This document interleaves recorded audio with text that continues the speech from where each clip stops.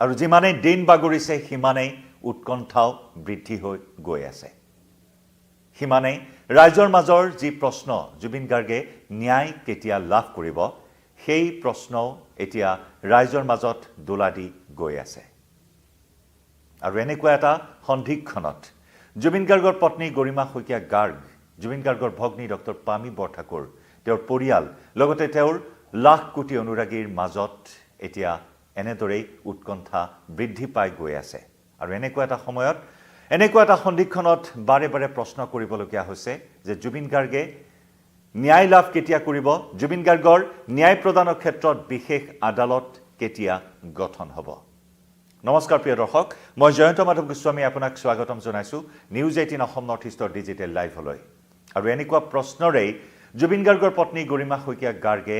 আন এক Facebook post Zubeen গাৰ্গৰ ন্যায় প্ৰসংগত কৰিছে ছ'চিয়েল মিডিয়াত হয় ছ'চিয়েল মিডিয়াত জুবিন গাৰ্গৰ পত্নী গৰিমা শইকীয়া গাৰ্গ লগতে ডক্টৰ পামী বৰঠাকুৰে কেতবোৰ আৱেগিক মুহূৰ্তৰ কথা উল্লেখ কৰিছে আৰু লগতে আৱেগিক এই কাৰণে যে জুবিন গাৰ্গৰ সেই শেষ মুহূৰ্তটোত কি হৈছিল সেই সত্যখিনি এতিয়াও ওলাই আহিবলৈ বাকী আছে গতিকে সেই সত্যটো জানিবলৈ সকলোৱে উদ্বাউল হৈ আছে সকলোৱে অধীৰ অপেক্ষা কৰি আছে যদি বা চাৰ্জশ্বিটত জুবিন গাৰ্গক হত্যা কৰাৰ কথা কোৱা হৈছে যেতিয়ালৈকে সেইসকল হত্যাকাৰী যাক গৰিমা শইকীয়া গাৰ্গে দানৱ ৰূপে অভিহিত কৰিছে সেই দানৱসকলে শাস্তি নাপায় তেতিয়ালৈকে কিন্তু কোনেও শান্তিত থাকিব নোৱাৰে সেই কথাখিনিয়ে সেই অনুভৱখিনিয়ে এই ফেচবুক পোষ্টৰ জৰিয়তে ব্যক্ত কৰিছে পত্নী গৰিমা শইকীয়া গাৰ্গে পলম নকৰো কি কৈছিল গৰিমা শইকীয়া গাৰ্গে ইতিমধ্যে ছ'চিয়েল মিডিয়াত আমি বহুজনেই দেখিছো সেই পোষ্টটো তথাপিও এবাৰ এই মুহূৰ্তত ডিজিটেল লাইভত লৈ আহিব বিচাৰিছো কাৰণ আমি সকলোৱেই বিচাৰি আছো জুবিন গাৰ্গে ন্যায় লাভ কৰাটো জুবিন গাৰ্গক লৈ নানান ধৰণৰ বিতৰ্ক চলাই আছে একাংশ দুষ্ট চক্ৰই আৰু তাৰ মাজতে এই ন্যায় যুদ্ধখন আগবঢ়াই নিয়াৰ ক্ষেত্ৰত ৰাইজৰ সহযোগিতা বাৰে বাৰে বিচাৰি আহিছে গৰিমা শইকীয়া গাৰ্গে আমি সেই পোষ্টটো এই মুহূৰ্তত আপোনালোকৰ সন্মুখত দেখুৱাব বিচাৰিছো আন এক আৱেগিক পোষ্ট পত্নী গৰিমা গাৰ্গৰ এটাকৈ দিনবোৰ পাৰ হৈছে জুবিন গাৰ্গৰ নামত আদালতত বিচাৰ চলি আছে আমি পৰিয়ালৰ মানুহে অসমৰ মানুহে তেওঁৰ সৈতে কি হৈছিল এতিয়াও সত্য জানিবলৈ প্ৰাৰ্থনাৰে আইনী ব্যৱস্থাৰ মাজেৰে ন্যায় প্ৰতিষ্ঠা হোৱাৰ বিশ্বাসেৰে শুনানিৰ অপেক্ষাৰে ৰৈ আছো এসোপা অনিশ্চয়তা দিনে ৰাতিয়ে বুকুত সামৰি কিমান আৱেগিক কথা কিমান আৱেগিক মুহূৰ্তৰ কথা বৰ্ণনা কৰিছে ফেচবুক পোষ্টৰ জৰিয়তে এইকেইশাৰী শব্দ এইকেইশাৰী বাক্যই তাকেই যেন প্ৰমাণ কৰিছে এবাৰ আপুনি মন কৰক কেনেদৰে ইমান আৱেগেৰে এইখিনি কথা উল্লেখ কৰিছে য'ত আমি পৰিয়ালৰ মানুহে অসমৰ মানুহে তেওঁৰ সৈতে কি হৈছিল এতিয়া সত্য জানিবলৈ প্ৰাৰ্থনাৰে আইনী ব্যৱস্থাৰ মাজেৰে ন্যায় প্ৰতিষ্ঠা হোৱাৰ বিশ্বাসেৰে শুনানিৰ অপেক্ষাৰে ৰৈ আছো এসোপা অনিশ্চয়তা দিনে ৰাতিয়ে বুকুত সামৰি সেই অনিশ্চয়তা দূৰ কৰাৰ বাবে কাতৰ আহ্বান জনাইছে গৰিমা শইকীয়া গাৰ্গে চৰকাৰৰ আকৌ এবাৰ দৃষ্টি আকৰ্ষণ কৰিবলৈ বিচাৰিছে গৰিমা শইকীয়া গাৰ্গে কথাবোৰ এতিয়াও অবিশ্বাস্য কিন্তু দুৰ্ভাগ্যজনকভাৱে সঁচাকৈ ঘটি আছে এই সকলোবোৰ আশা কৰিছো তেওঁ নোহোৱা হোৱাৰ আৰৰ ঘটনাবোৰ অতি সোনকালে ফাদিল হ'ব আৰু দোষীয়ে কঠোৰতম শাস্তি পোৱাৰ দিনটো সোনকালে আহিব যোৱা 17 তাৰিখে 5 জন অভিযুক্তই বেইল আবেদন কৰিছিল যদিও সন্দীপন গাৰ্গ আৰু শ্যামকানু মহন্তই নিজৰ আবেদন উঠাই ল'লে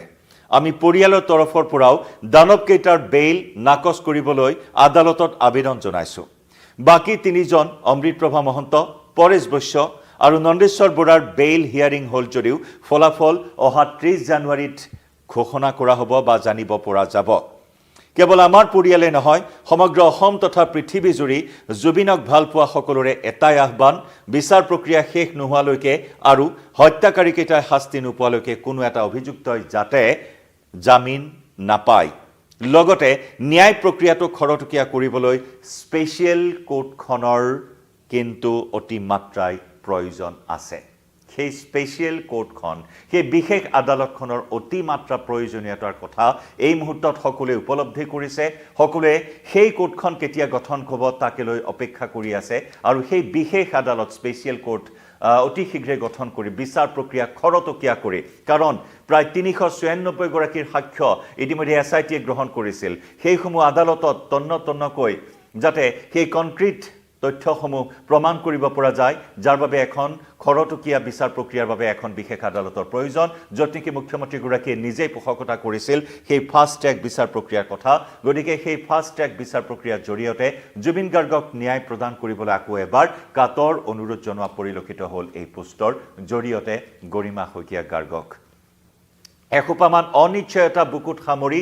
দিন পাৰ কৰিবলগীয়া হৈছে এটা দিন গণিবলগীয়া হৈছে এটা ক্ষণ গণিবলগীয়া হৈছে ন্যায় লাভৰ বাবে পৰিয়াল আৰু জুবিন গাৰ্গৰ অনুৰাগীসকলে আৰু তাৰ মাজত শিখা শৰ্মাৰ দৰে সেই বিতৰ্কিত একাংশ তথাকথিত লেখিকাৰ জুবিন গাৰ্গক লৈ যি ধৰণৰ বিতৰ্ক এইসমূহ কথাই কিন্তু সকলোকে আমনি দিছে এইসমূহ কথাই সকলোকে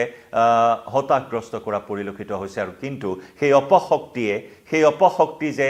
ধ্বংস হ'ব সেই কথাও সকলোৱে বিশ্বাস কৰিছে আৰু সেইবাবে জুবিন গাৰ্গৰ পত্নী গৰিমা গাৰ্গৰ এজাহাৰৰ ভিত্তিত ইতিমধ্যে শিখা শৰ্মাক গ্ৰেপ্তাৰ কৰা হৈছে কিন্তু এটা প্ৰশ্ন যে শিখা শৰ্মাক কোনে উচতাই আছে সেই কথা কিন্তু এতিয়া পোহৰলৈ আহিবলৈ বাকী আছে কাৰ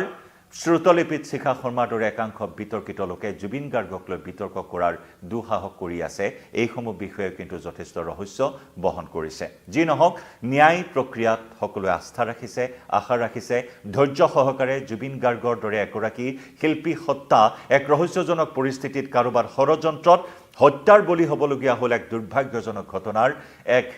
বিষ এই মুহূৰ্তত বুকুত কঢ়িয়াই লৈ ফুৰিবলগীয়া হৈছে প্ৰতিগৰাকী জুবিন অনুৰাগীয়ে গতিকে তেনেস্থলত বাৰে বাৰে আক্ষেপেৰে ক্ষোভেৰে শোকেৰে দুখেৰে পৰিয়ালে বা জুবিন গাৰ্গৰ পত্নী ভগ্নীয়ে ফেচবুক পোষ্ট কৰি বাৰে বাৰে ন্যায় প্ৰতিষ্ঠাৰ ক্ষেত্ৰত চৰকাৰৰ যিখিনি কৰোণীয় তাক অতি সোনকালে কৰিবলৈ আৰু এটাই আশা কৰিছে যাতে জুবিন গাৰ্গে ন্যায় নোপোৱা পৰ্যন্ত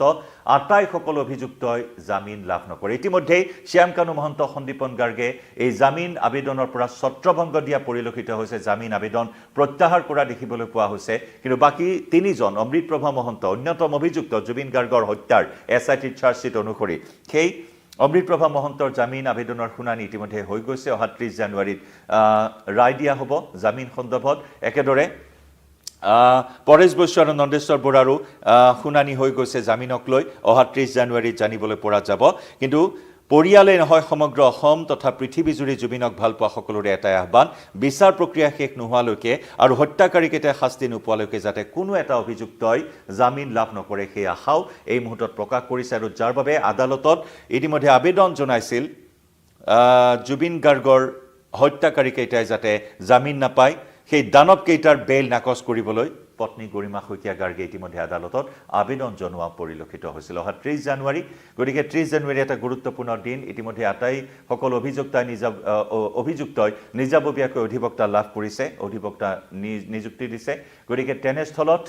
আমি উল্লেখ কৰিছোঁ যে 2500 পৃষ্ঠাৰ এক দীঘলীয়া চাৰ্জশ্বিট য'ত পাতে পাতে পৃষ্ঠাই উল্লেখ কৰা হৈছে জুবিন গাৰ্গক হত্যা কৰাৰ কথা গতিকে তেনেস্থলত জুবিন গাৰ্গে অতি শীঘ্ৰেই ন্যায় লাভ কৰিব সেই আশাত এই মুহূৰ্তত সকলো বন্দী এটা দিন